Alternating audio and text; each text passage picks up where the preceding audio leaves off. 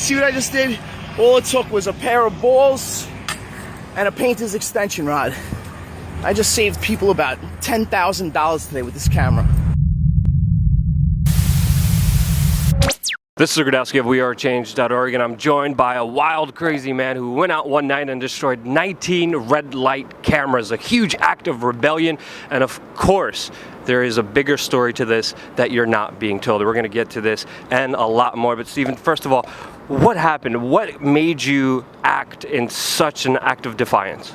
Well, I was trying to bring awareness to the issue, which was that they were shortening, the local government was shortening yellow lights for a profit in order to increase revenue for the county, and they were sacrificing our safety in order to do so.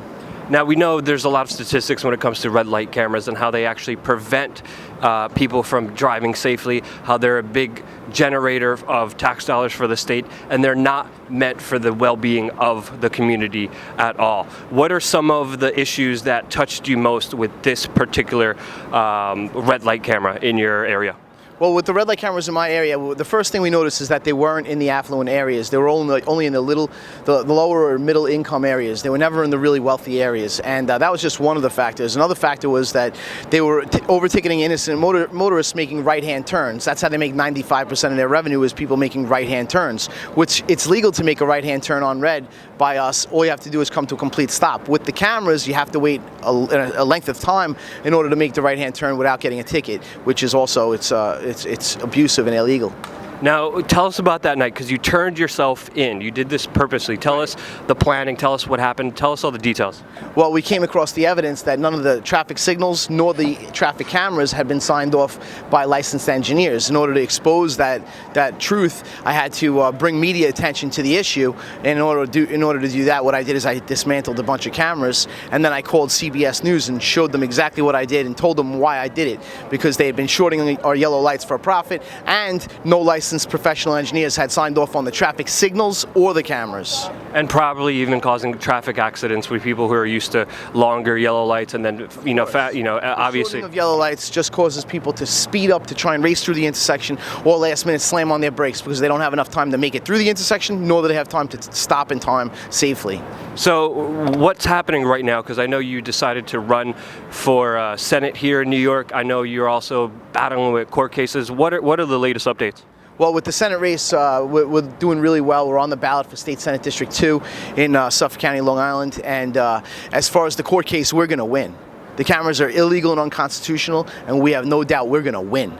That's awesome. That's definitely one way to approach an issue head on, face first, in a whole huge act of civil disobedience, and then make sure that this gets challenged in court, because obviously the truth is on your side. Right. Well, we have half the states in the country, the cameras are unconstitutional, but in New York we have a different constitution. We don't, and we have plenty of police officers willing to testify that the lights were manipulated to cause red light running for a profit. Wow.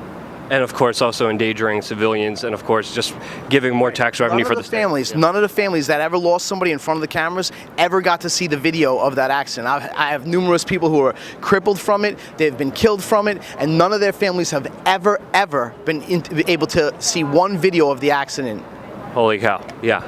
And then also private corporations a lot of times run these cameras, and it's a huge profit generator. In this case, it's run by Xerox Corporation, and Xerox is totally ruthless about it. They have no consideration for any of the families losing people in front of the cameras, and they will not show any of the videos ever. Yep. And then usually they buy out the politicians and they give them the contracts, exactly. And then there's a little backdoor deals that the people don't know about, and then we get screwed until someone like yourself decides to make a definitive stand and say, you know what, that's enough. That's right. I was willing to go to jail. I'm still willing to go to jail. They're not going to be able to convict me. We have numerous police officers willing to testify that the lights were manipulated, and we're going to win. This is illegal and unconstitutional, and it's game over.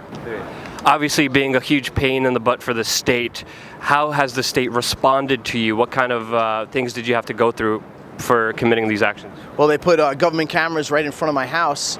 I backed up a box truck in front of the cameras, and I took a painter's extension on. I painted the cameras in front of my house. They were removed a day later. Also, my dog disappeared. I had a German Shepherd that disappeared, and they've also come after me on my rental properties, giving me numerous code violations on my rental properties, trying to keep me in court, whether it be civil or criminal court. They just want me in court. That's it.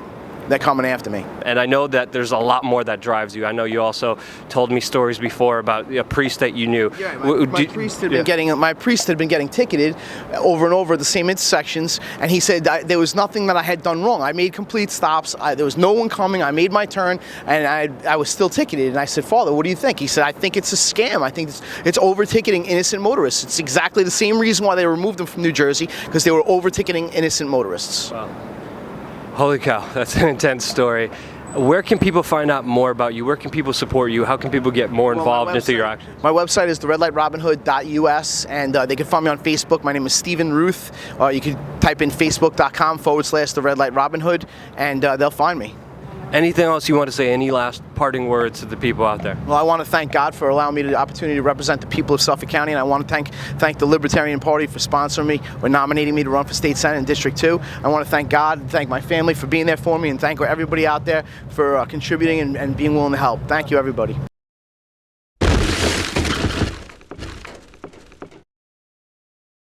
This is Rudkowski of WeAreChange.org here in the barrios of Caracas, Venezuela, one of the top murder capitals of the world. What am I doing here? I'm crazy. As a journalist, I try to give you stories that all the other journalists are afraid to show you. I want to show you the raw truths of exactly what's happening in this world, but I think I did too much coming here to Venezuela. I'm joined by another crazy man, the one and only Jeff Berwick of the Dollar Video.